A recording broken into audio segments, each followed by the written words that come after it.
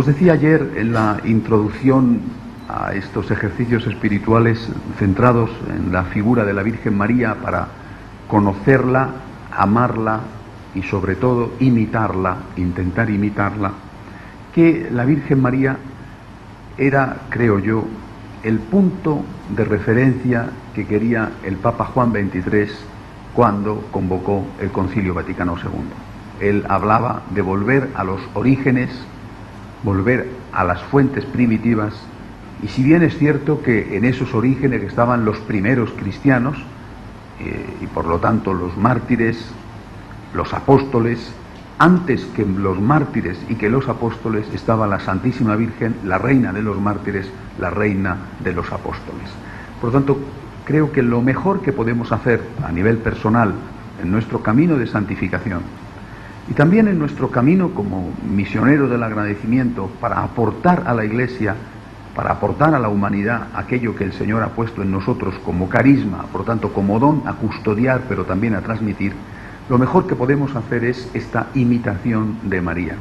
Además resulta que, me parece a mí, ¿verdad?, uno de los problemas que tenemos a nivel mundial, a nivel social, pero también a nivel eclesial, es al haber dejado un poco de lado a la Virgen, hemos olvidado algunos de esos ingredientes que son nuestros, pero que nos vienen de lo que llamamos el Antiguo Testamento. Es decir, cosas que son también de nuestro patrimonio espiritual, que son incluso lo primero en el sentido cronológico, no en el sentido de lo más importante, pero que constituyen de alguna manera los cimientos del edificio. Si esos cimientos, queridos por Dios, colocados pacientemente durante siglos por Dios, desde la creación del mundo, pero sobre todo desde Abraham hasta el nacimiento de nuestro Señor, si esos cimientos no se tienen en cuenta, creo que el edificio en su conjunto corre el riesgo de cuartearse y de venirse abajo. Y me parece además que ese riesgo es un riesgo que ya estamos no solamente corriendo, sino que estamos cayendo en él. Por eso, en esta primera meditación sobre la Virgen María, quiero fijarme en ella como una muchacha judía.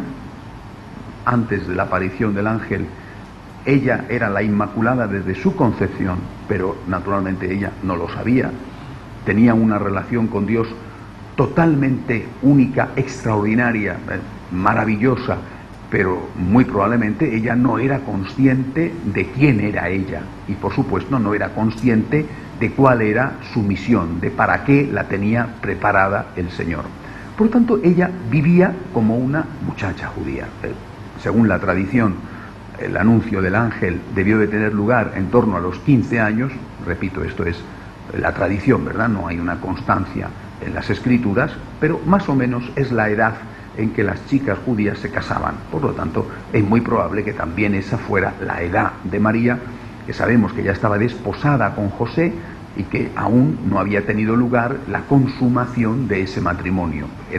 Formaba parte del rito habitual de la religión y de la sociedad judía.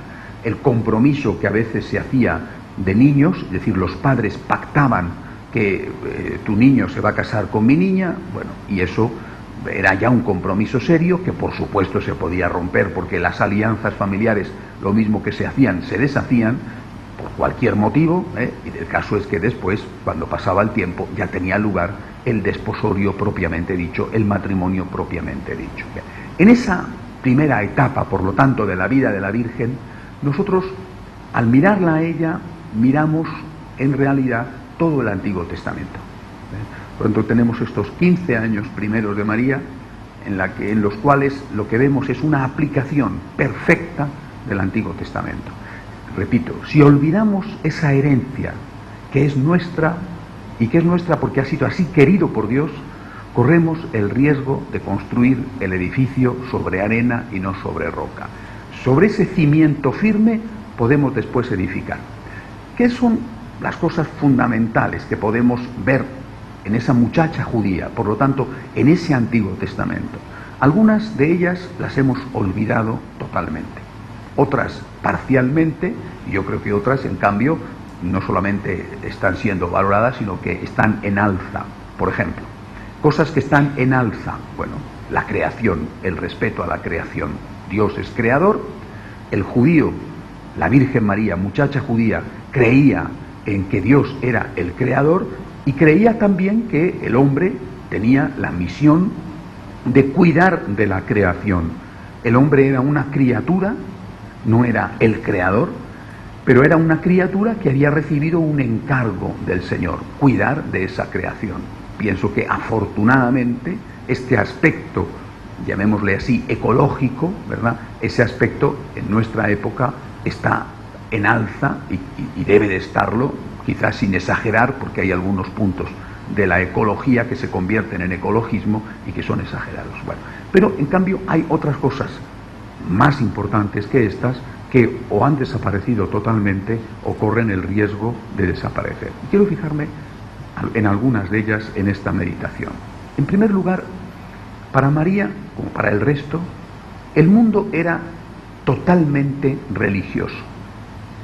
No me refiero que fuera religioso porque la religión y el culto marcaba su vida, marcaba el calendario, marcaba las fiestas, estaba impregnando totalmente el ritmo social, el ritmo de la persona, de la familia, la cosecha, bueno, sino porque la persona como tal se sentía envuelta en un mundo religioso, en un mundo de relación con Dios. Y esto es una de las cosas que hemos perdido. Nuestro mundo no es un mundo religioso. Nuestro mundo es un mundo secularizado. No solo secularizado, sino secularista. Es decir, que ha pasado a la agresión contra lo religioso. Aquella gente, creo que también en parte nuestros más mayores, ¿verdad? Pero desde luego aquella gente vivía de forma espontánea y natural su relación con Dios. Todo era relación con Dios. No solamente todo era práctica religiosa dominada por los ritos o por los mandamientos, ¿verdad? Sino que su relación con Dios era algo natural. Por eso, para nosotros, imitar a María consiste en tener permanentemente, por lo menos lo más permanentemente posible, eso que se llama la presencia de Dios. A esto es a lo que me refiero, la presencia de Dios. Estar en presencia de Dios. Naturalmente, ni entonces ni ahora es posible estar en una comunicación consciente, permanente con Dios, porque estás haciendo tantas cosas. Entonces, como ahora, es posible que hoy llevemos una vida más febril, ¿no? Más acelerada. En cierta forma, no podemos evitarlo. Bueno, forma parte de nuestro mundo y es lo que hay, ¿verdad? Pero hay que intentar vivir en esa presencia de Dios. Seguramente que este concepto, los más mayores sabéis a qué se refiere. Vivir en presencia de Dios significa que habitualmente tienes una sensación de que estás con Dios dentro de ti, porque estás en su gracia, si estás en su gracia, por supuesto, pero también con Dios a la hora de hacer las cosas por Él. ¿Cómo conseguimos esto? En nuestra espiritualidad este es un punto fundamental. Y yo estoy seguro de que esto, dicho de otra manera, pero esto también fue un punto fundamental en esa naturalidad con la que la Virgen María vivía su relación con Dios. Me refiero a este concepto, por ti, Jesús, por ti. Si esto lo vivimos, y yo sé que vosotros lo vivís, y de hecho cuando lo practicáis, os dais cuenta del efecto positivo que tiene. O sea, para aquella gente, por lo menos para los mejores de aquellos, y la mejor de los mejores era la Santísima Virgen, era natural estar en una comunicación con Dios. Y Santa Teresa dirá después que Dios está también entre los pucheros. Quería decir con ello, por supuesto, que se puede ser santo estando en una cocina, que se puede ser santo siendo un ama de casa y no solamente siendo una persona consagrada a Dios que está rezando o un apóstol, un evangelizador. Bueno, pero quería decir, sin duda, también la santa, quería decir que se puede estar en comunión con Dios no solamente cuando se está adorando ante un sagrario, sino también cuando se están haciendo las cosas cotidianas.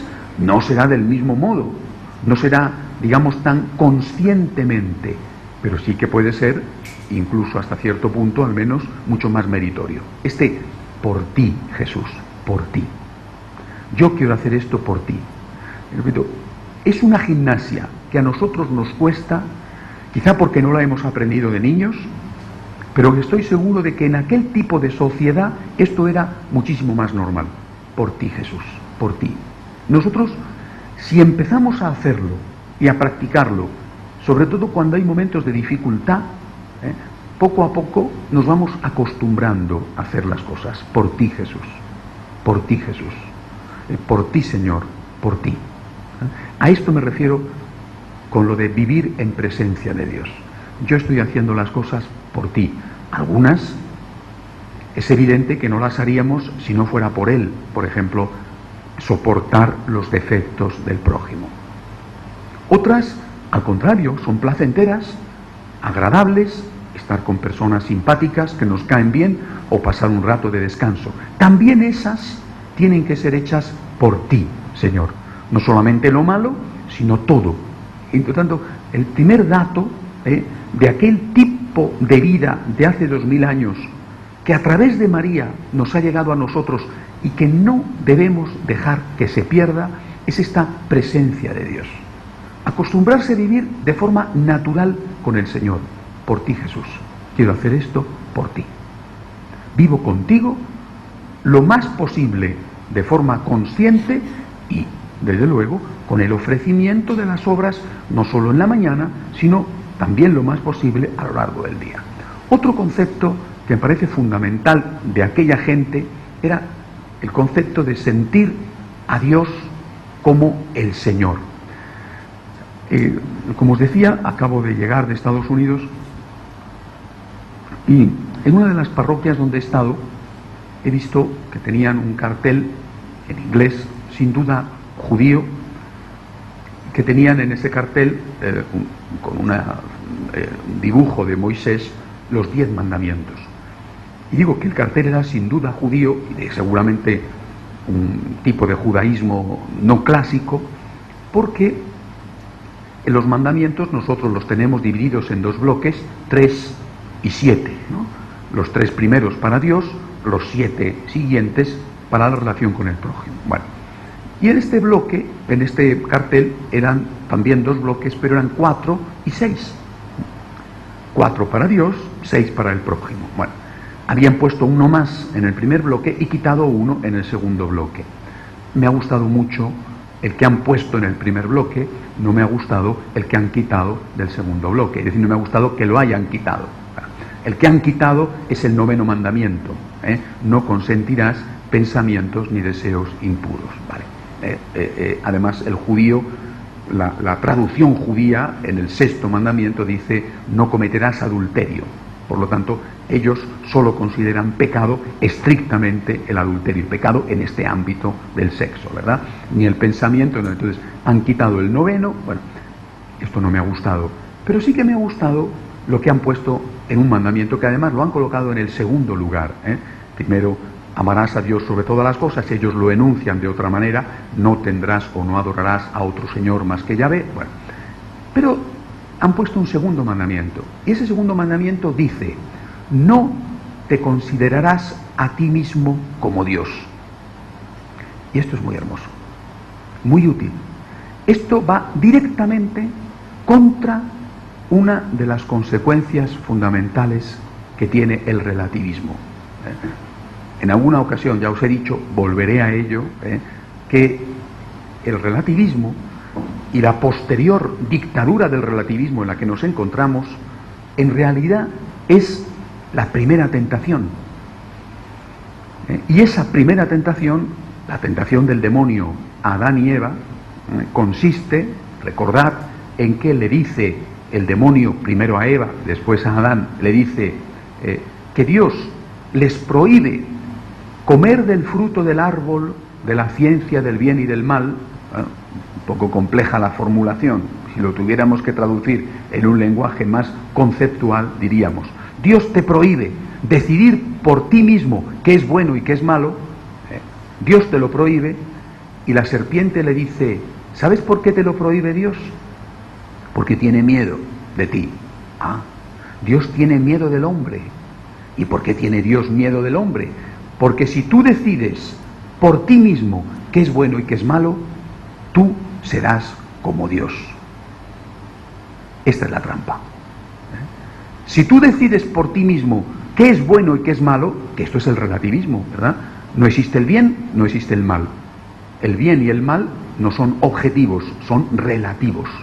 Por lo tanto, soy yo quien decido de forma autónoma, de forma independiente, sin escuchar ni a Dios ni a nadie, soy yo quien decido que esto es bueno o que esto es malo.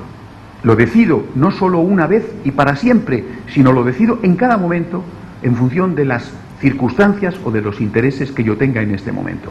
La serpiente le dice a Eva: si vosotros coméis de ese árbol, del fruto de ese árbol, seréis como dioses. Es decir, la trampa es la soberbia, ¿verdad? Pero el camino es el relativismo. Primera tentación. Y, como os decía, en este nuevo decálogo judío han introducido este segundo mandamiento. No te harás a ti mismo Dios. No te considerarás a ti mismo como un Dios. O dicho de otra manera, ¿verdad? Porque este es el primer pecado de los hombres. Ojo, pero es también el primer pecado histórico. Antes del pecado de los hombres hubo otro pecado, que fue el pecado de Lucifer. Lucifer, no lo olvidéis, era el gran ángel, el ángel de la luz. Os dais cuenta que era el ángel de la inteligencia, el ángel de la luz. Este ángel de la luz quiso ser como Dios. Este es el primer pecado. La soberbia es la raíz de todos los pecados. El primer pecado histórico, que fue el pecado de Lucifer, el primer pecado de los hombres en la tierra, que fue el pecado, nosotros diríamos, de la soberbia, intentando conseguir ese ser como Dios a través del relativismo. Por tanto, lo primero que tenemos que ver al fijarnos en María, al fijarnos en los buenos judíos, que son nuestros padres en la fe, los grandes y los desconocidos, Abraham o Moisés, y los desconocidos que no han llegado a nosotros, pero que sus nombres están ya también escritos en el cielo, porque para eso bajó el Señor a los infiernos a rescatarlos. Lo primero que tenemos que entender es esto, que no somos dioses, no lo somos. Este no ser dioses y este hacernos conscientes reiteradamente de que no somos dioses, de que no debemos serlo y por lo tanto de que no queremos ser dioses, esto era en María una realidad y esto no es en nosotros una realidad. ¿Cuándo aspiramos a ser dioses? Evidentemente, como he dicho, cuando decidimos por nosotros qué es bueno y qué es malo. ¿Cómo sabemos cuándo lo hacemos? Hay una frase que casi siempre se emplea, el a mí me parece que. Naturalmente, a mí me parece que es una frase que va seguida de un contenido, pero es una frase legítima en otras cosas, ¿verdad? A mí me parece que esta silla estaría mejor aquí, ¿vale? A mí me parece que la comida se haría mejor de esta manera. Pues muy bien, estupendamente, es tu opinión. No es que nosotros no podamos tener opiniones, por supuesto, las tenemos, debemos expresarlas y en muchos momentos debemos luchar para que se lleven adelante porque vemos que es lo mejor. Bueno, pero estoy refiriéndome a la cuestión moral. La Iglesia dice,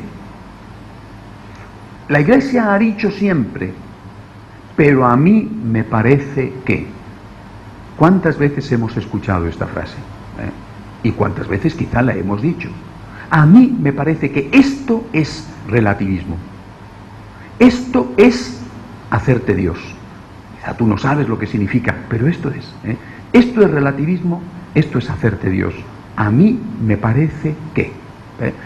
Pues a mí me parece que el aborto en estas condiciones no es tan malo, dirán algunos, ¿no? A mí me parece que en estas condiciones pues la gente puede hacer esto o puede hacer aquello. A mí me parece que, naturalmente, llegas a estas conclusiones también después de tanto bombardeo, ¿no?, en el que estás metido.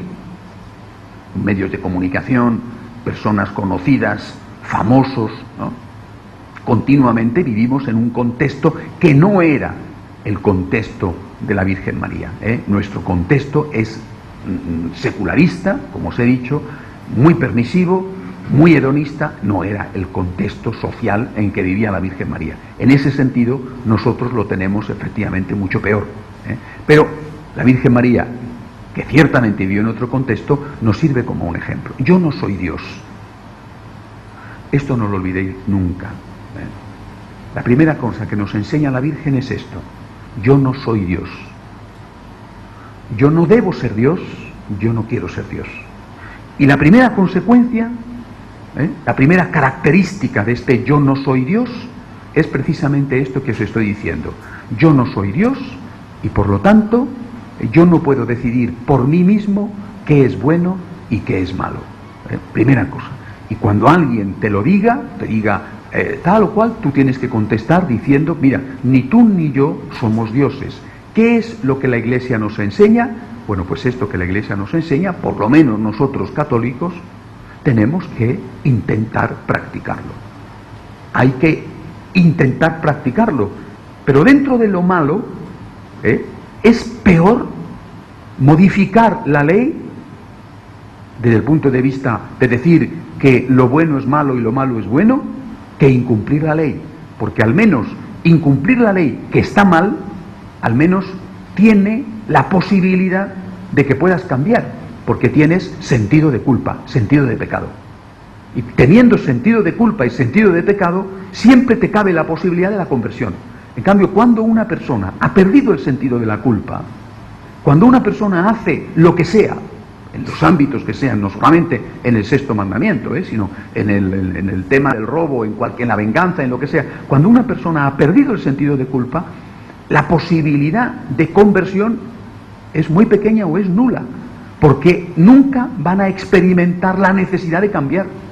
Van a considerar que lo que hacen está bien hecho y ni siquiera van a ser conscientes de que muchas de las desgracias que les suceden se debe a que están haciendo cosas mal hechas. Si tú, sin darte cuenta, por ejemplo, porque nunca te han educado en ello, ¿vale?, estás fumando, y no eres consciente, porque nunca te han educado, repito, de que fumar te hace daño, y se te presentan los síntomas de un problema pulmonar, no solamente ligado a un cáncer, sino a un problema de que estás con un enfriamiento y a nada, tú estás cogiendo enseguida unas bronquitis tremendas o unas pulmonías peligrosas, y tú no sabes que eso estuviera ligado al tabaco, pues tú sigues fumando.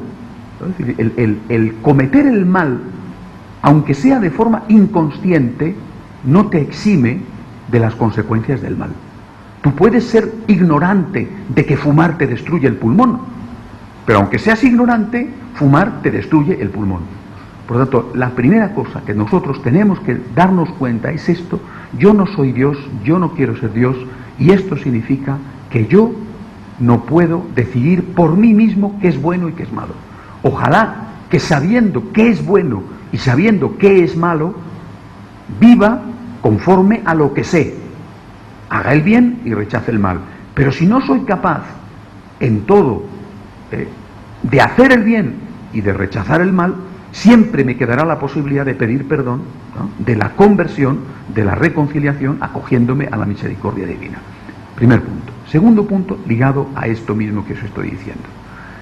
Una persona que se considera a sí misma una criatura de Dios,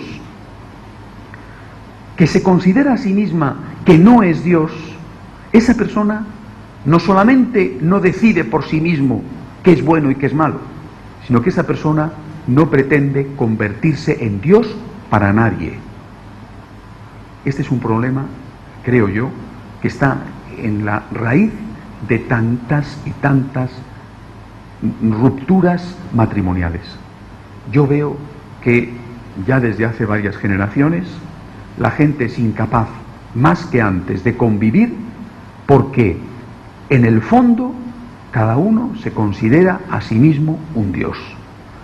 Es decir, cada uno se considera a sí mismo muy importante, extraordinariamente importante. Y cada uno pretende, digo cada uno, no solamente uno de los dos cónyuges, sino cada uno, porque ambos son hijos de su generación y por lo tanto están contaminados por una mentalidad que quizá ellos no son conscientes, pero es esta mentalidad de la soberbia secularista, de la soberbia relativista. Ambos pretenden que el otro le haga feliz. La pretensión de que el otro te haga feliz a ti es una pretensión soberbia y es una pretensión, habría que decir, divina. Yo soy el centro, tú eres el que tienes que adorarme. Yo vivo y tú me sirves. Yo reino y tú eres mi esclavo. Me caso contigo para ser feliz. Nunca será suficiente insistir en esto. Nunca. Por supuesto, nosotros lo hacemos en los cursillos prematrimoniales, pero vosotros insistid también en este punto en la medida en que podáis con vuestros hijos o con vuestros nietos, porque es un punto decisivo. Si no se entiende bien esto, muy probablemente, con mucha probabilidad, el fracaso en las relaciones conyugales estará asegurado. No te cases para ser feliz, es decir, no pretendas que el otro te haga feliz. Tú te casas por amor, ¿no? Por lo tanto, el objetivo primero tiene que ser que el otro sea feliz. Tú vas a ser feliz en la medida en que veas al otro feliz. ¿Es que acaso un papá o una mamá no se gozan extraordinariamente cuando ven felices a sus hijos? Es la felicidad del ser amado lo que revierte sobre ti, lo que hace tu felicidad. Tú no quieres que el otro te sirva, tú quieres amar al otro, y ver al otro feliz es lo que te hace a ti feliz. Cuando esto se convierte en un recíproco, tú quieres que el otro sea feliz y el otro quiere que tú seas feliz, entonces es cuando llegamos a la plenitud de la felicidad, a la plenitud del amor. Por eso es muy importante que en una relación esponsal, conyugal, o como decimos ahora, impropiamente dicho, una relación de pareja, es muy importante que te cases con alguien que tenga tus mismos objetivos. Es decir, que te cases con alguien que quiera hacerte feliz a ti, del mismo modo que tú quieres hacerle feliz a él. Porque si tú quieres hacerle feliz a él y él quiere que tú le hagas feliz a él, ¿qué va a pasar? Que más pronto o más tarde tú te desfondas, porque das y no recibes.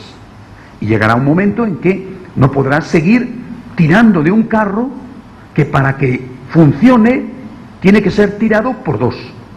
Aunque uno siempre tire más que el otro, tiene que ser tirado por dos.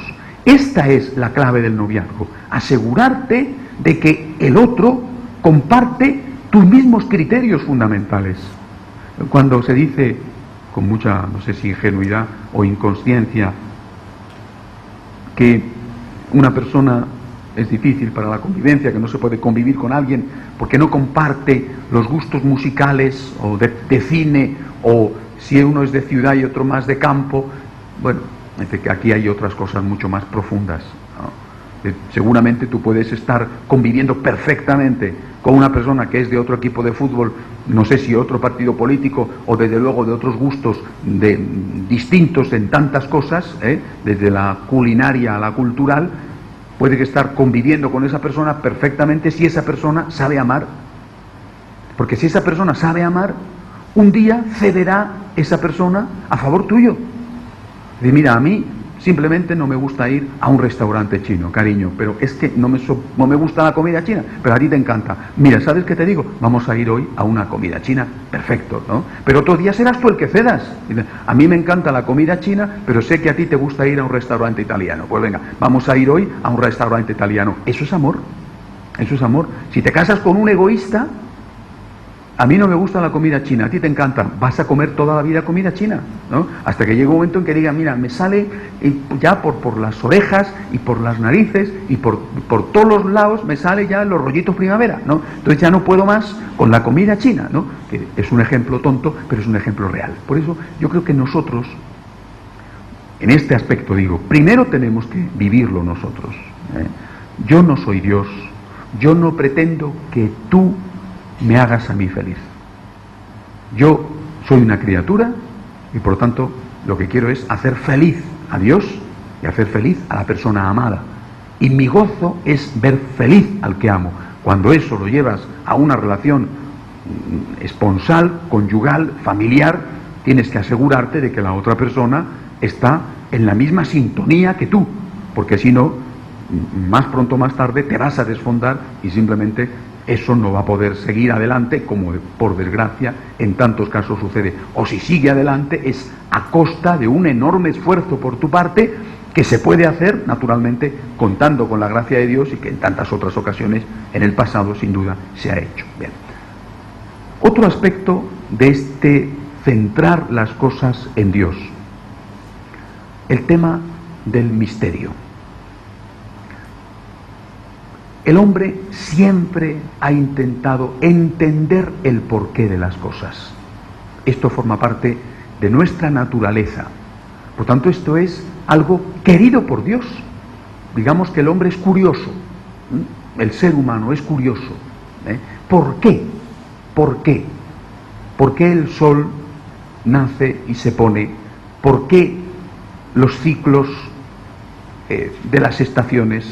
¿Por qué una semilla, de repente, cuando hace determinada temperatura y una cierta humedad, germina, da lugar a una planta que produce un buen número de esas mismas semillas? ¿Por qué esta persona sana, joven, de repente cae fulminada como si fuera por un rayo?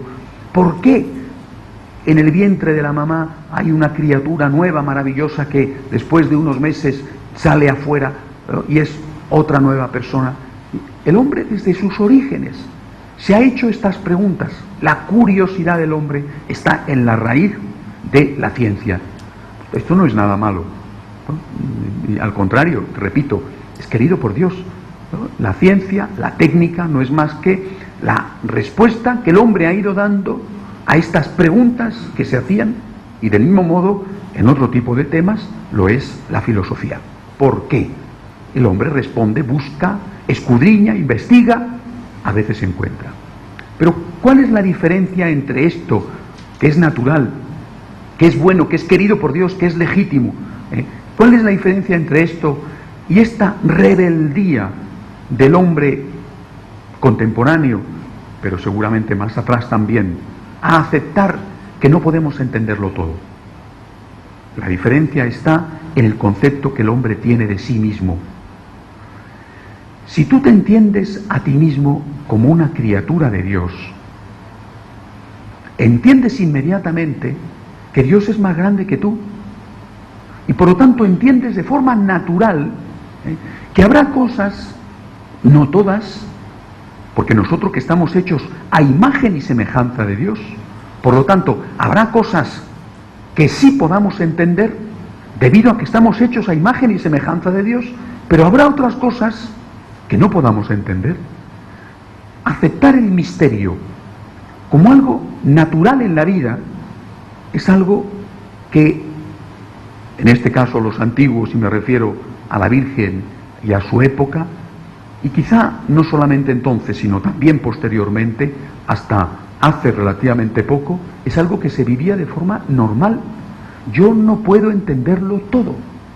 En cambio, nuestra generación es una generación que, debido a esta soberbia, pretende comprenderlo todo y exige a Dios que le dé explicaciones. Veremos después, cuando meditemos sobre la escena de la encarnación, cómo la Virgen María explicita, formula, con esa frase: aquí está la esclava del Señor, esto que os estoy diciendo. Yo no lo entiendo todo, y me cuesta trabajo, porque soy un ser humano, y además soy un ser humano de mi época, de mi generación. Yo no lo entiendo todo, pero esto es lo normal. En mi trabajo como sacerdote, quizá este es el tema más habitual, desde el punto de vista espiritual me refiero. El tema más habitual, por desgracia, es tener que ayudar a personas que tienen conflictos conyugales. Pero desde el punto de vista espiritual, lo que más se presenta es encontrarte con personas rebeldes para con Dios. A veces por grandes sufrimientos, y otras veces por nimiedades. En mi vida me he encontrado, recuerdo perfectamente, hace ya muchos años, una señora ya de una cierta edad, bueno, una edad que antes se llamaría provecta, ¿verdad?, usando un término castellano antiquísimo, edad provecta, es decir, la señora ya tenía edad más que suficiente para no estar preocupada con estas tonterías. Me quedé muy sorprendido, quizá porque era un cura más joven y aún me sorprendía de muchas cosas. Todavía me sigo sorprendiendo, pero ya me sorprendo de menos cosas, ¿verdad? Pero en aquel momento me quedé muy sorprendido de encontrarme con alguien que me decía que estaba en crisis de fe porque no entendía por qué ella estaba envejeciendo y tenía arrugas y que, ¿no? Bueno, la señora, por supuesto, llevaba en su cuerpo y sobre todo en su piel un montón de estiramientos. Digo en su piel porque en su alma es donde tenía las principales arrugas, y esa no había plancha humana, ni cirujano que fuera capaz de estirárselas, porque no había manera. Se puede perder la fe por muchas tonterías, ¿verdad? Bueno, en realidad este tipo de fe que supuestamente se pierde es que no había existido nunca, o es que era una fe tan pequeñita, que estos centimitos de fe se te colaban por el primer agujerito que tenías en el bolsillo del pantalón. Bueno, usted, ¿no? En cambio, en otros casos, los motivos han sido mucho más grandes, ¿no? Recuerdo en este año una persona muy querida por mí, que yo le casé, tuvo la enorme desgracia de perder a su niña. Una persona conocida por muchos de vosotros, y después, cuando la niña nació mal desde el principio, pero después de años de luchar por esta niña, murió. Bueno, es una situación terrible. Ya os lo he dicho en otras ocasiones, mi experiencia, naturalmente no experiencia en carne propia, es que no se sufre nunca tanto como cuando se pierde a un hijo. Creo que es lo peor que se puede sufrir. Bueno, y repito, no en carne propia, pero lo he visto en tantas ocasiones como esto destruye, desgarra, ¿no? Desgarra y puede destruir a un ser humano. He estado con este muchacho en este tiempo, antes de la muerte y después de la muerte de su hija, en varias ocasiones. La última vez me puse, incluso habría que decir, duro con él, duro, no muy compasivo, aún entendiendo su enorme sufrimiento. Dije, ya está bien, ¿no? También porque creo que hay momentos como cuando en las películas una persona se pone histérica, ¿verdad?, y hay que darle 2 tortas. Recordad aquella película de Aterriza como puedas, en que había una cola de pasajeros que iban todos a darle 2 tortas, ¿no? Y bueno, ya que hay que dar 2 tortas, ahora pues nos aprovechamos, ¿no? La oportunidad de dar 2 tortas, y salía mucha gente a aprovecharse, ¿no? Bueno, en este caso no era dar 2 tortas, sino sí poner a esta persona, ya está bien, ya está bien, ya está bien. Estás sufriendo horriblemente porque ha muerto tu hija, lo comprendo perfectamente. Primero, tienes otros 2 hijos. Segundo, la has disfrutado un tiempo. Tercero, eres una criatura de Dios, como yo, como tu hija. Tu hija está con Dios. Tu hija sabe, tú no sabes. Y creo que nuestra generación es mucho más incapaz de aceptar el misterio, precisamente porque estamos contaminados por esta trampa de la soberbia, de pretender igualarnos a Dios. Si yo soy o me considero un Dios, aunque sea un diosecillo, si yo me considero a mí mismo un igual que Dios, me acerco a ese Dios no solo a pedirle respuestas, sino a pedirle explicaciones. ¿Por qué esto ha sucedido? En esa pregunta quizá no haya soberbia, la hace Cristo en la cruz. Ojo, Cristo es Dios, Dios mío, ¿por qué me has abandonado? Pero si no hay inmediatamente un acto de fe, que Cristo sí que tuvo, me fío de ti. Él lo dice con esta frase, es una de las que meditamos en las famosas 7 palabras. en tus manos encomiendo mi espíritu. Y otra de las frases, la última, todo está concluido. Me fío de ti. Y fijaros, la vida de Jesús empieza con esta frase, el fiat de María, y termina con esta frase. La pronuncia su madre y la pronuncia él. Me fío, me fío. Con el me fío empieza, con el me fío termina. Bueno, pues esto es lo que nosotros no somos capaces de hacer. Pedimos respuestas, exigimos explicaciones. ¿Por qué? Cosas nimias, cosas medianas, cosas grandes, pero siempre es lo mismo. En cambio, nosotros, si viviéramos como María, repito, como esa tradición judía que es nuestra, diríamos, Señor, no entiendo, me gustaría saber por qué, pero al final, Señor, yo lo acepto. Tú eres Dios, yo no soy Dios. Y como me sitúo a mí mismo como un inferior a ti, de forma natural, como os he dicho al principio, siendo consciente de forma natural que yo no soy Dios, pues también de forma natural acepto el misterio.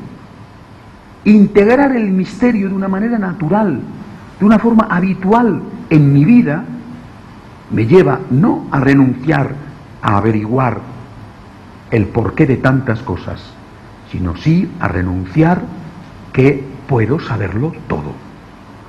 Hay muchas cosas que puedo saber.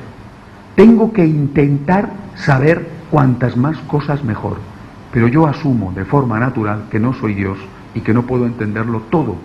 Y por lo tanto que hay cosas con las que, digamos, con cuya ignorancia tengo que aprender a convivir. ¿Por qué? Pues no lo sé, no lo sé. Quiero terminar poniéndoos un ejemplo. Cuando hace un poco más de un año, algunos sois testigos de esto, cuando hace un poco más de un año, en el mes de enero del año pasado, don Pablo Domínguez, en ese momento decano de la Facultad de Teología de Madrid, vino a nuestra parroquia a dar una conferencia sobre la crisis de la razón, sobre el relativismo, dentro de ese foro que hemos hecho, Benedicto XVI, de apologética.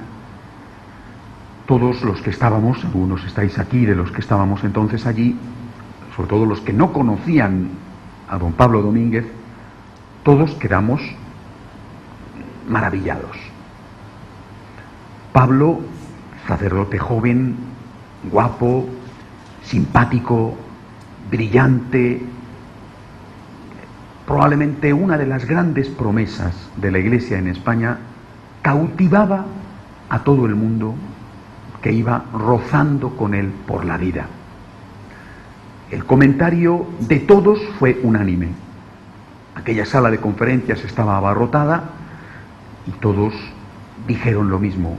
Escuchar una conferencia sobre filosofía durante una hora parecía imposible y sin embargo hemos disfrutado. ¡Qué persona en todos los aspectos! También para todos, cuando 10 días después, una semana después, murió en aquel accidente en la montaña, todos, yo me encontraba en ese momento en México porque de allí salí para el Congreso Internacional en México, me llamaron para decírmelo, todos nos preguntamos, ¿por qué? A mí me comentaron, no sé hasta qué punto esto es verdad, que este carácter brillante de Pablo le había llevado a figurar en la terna que estaba presentada al Vaticano para el futuro arzobispo de Toledo. Por lo tanto, y que tenía muchas posibilidades. Estaba en la terna, que tenía muchas posibilidades de haber sido él el sucesor del cardenal Cañizares en Toledo. Por lo tanto, imaginad este muchacho espléndido, brillantísimo, como arzobispo de Toledo, primado de España, cardenal con muy pocos años, 40 y tantos años. Para España, para la Iglesia de España, para tantos y tantos, hubiera sido una cosa extraordinaria, ¿verdad? En cualquier caso, se sabía, era algo asumido por todos de forma natural, que Pablo en poco tiempo iba a ser nombrado obispo, de donde fuera, pero iba a ser nombrado obispo. Bueno, todos nos preguntamos, ¿por qué Dios ha permitido esto? ¿No?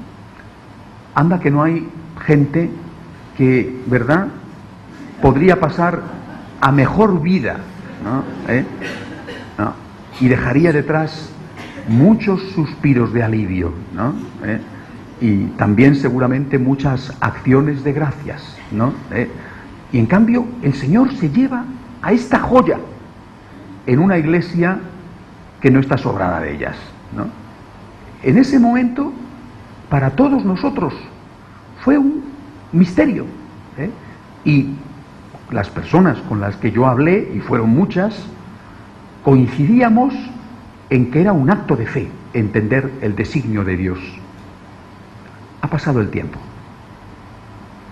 Unos cuantos que habían ya creado una empresa para difundir a través de películas el mensaje cristiano, entre ellos un franciscano de María, Antonio Torres, y el hijo de Carmen aquí presente, no su hijo aquí presente, quiero decir, ¿no? Pues habían creado esta empresa y, por insistencia de Antonio, habían ido a grabar aquella conferencia.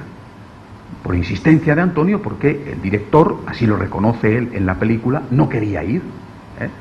Bueno, de esa conferencia, de ese impacto que produce Pablo con su inmediata trágica muerte, surge la película La Última Cima. La película de La Última Cima, según me comentaba Antonio hace unas semanas, lleva ya más de 100.000 personas que la han visto. Y el efecto es unánime. Una película de 1 hora y 3/4, que es un documental sobre un cura en los tiempos que corren, y que termina la película y el cine entero, que está abarrotado, empieza, irrumpe en aplausos, y que muchos salen llorando, y que no pocos después de ahí han ido a confesarse, y que también no pocos, según están apareciendo ya testimonios, se han tomado en serio después de ver eso, entrar ellos mismos en un seminario o en una vida consagrada. Y esto está empezando, porque en cuanto esta película se pueda comercializar, llegue a Latinoamérica, se pueda traducir a otros idiomas y llegue al mundo, por ejemplo, inglés, o al mundo francés, o al mundo italiano, al mundo alemán, no digamos a los idiomas de Asia, el efecto que esto va a producir, fijaros bien, que todo esto tiene lugar dentro del año santo sacerdotal, pero dentro del año santo sacerdotal marcado por los escándalos de pederastia. Bueno, cuando uno ve el plan de Dios, que yo no entendí, ahora entiendo. Imaginad que Pablo Domínguez hubiera seguido vivo, y que hubiera seguido, por supuesto, siendo lo que era, un santo.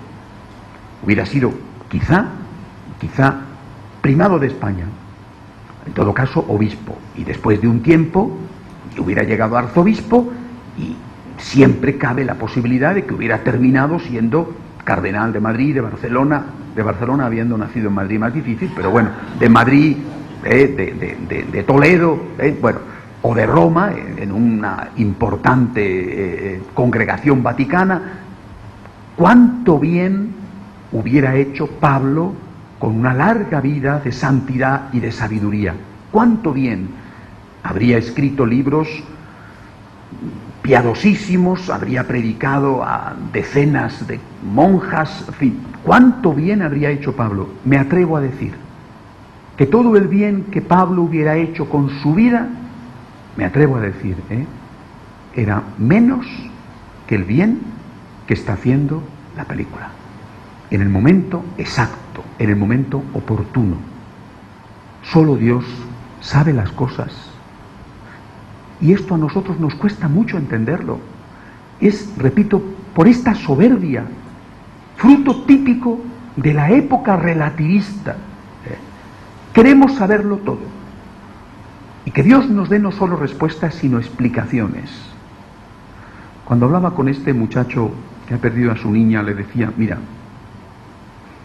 hay dos preguntas cuando nos encontramos en esta situación. La primera es ¿por qué? Vale. Pero hay otra pregunta que no nos hacemos. ¿Para qué? ¿Para qué? ¿Por qué no te haces tú esta pregunta? ¿Para qué? Es decir, ¿qué bien puede salir de esta desgracia? Yo no entiendo, pero quizá de aquí pueda salir algún bien.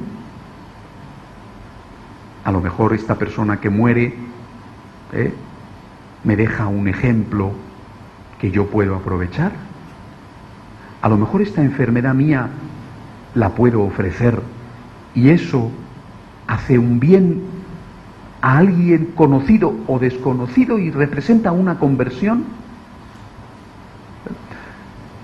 Situémonos ante Dios, ante nosotros, ante nuestros amigos, nuestra familia, situémonos como lo que somos, maravillosas criaturas amadas por Dios, pero no dioses. Somos criaturas. La Virgen, de forma natural, habitual, se veía a sí misma como una criatura y mantenía esta presencia de Dios. Y esta criatura veía como algo natural, no ser el centro, sino ser alguien que vivía para hacer el bien a Dios y al prójimo. Y vivía como algo natural, no entenderlo todo. Aspiramos a entender, intentamos entender, pero aceptamos que hay cosas que no entendemos. Terminamos con esta parte primera de la vida de María con una frase que será con la que empezaremos la siguiente. Señor, yo me fío de ti. Yo soy una criatura. Yo no soy Dios. Yo no voy a decidir por mí mismo qué es bueno y qué es malo. Yo no pretendo ser el centro del universo, ni el centro de mi familia, ni el centro de nadie. Porque incluso de mí no soy el centro. Porque incluso de mí, tú, Señor, eres el centro. Señor, yo me fío de ti, como María.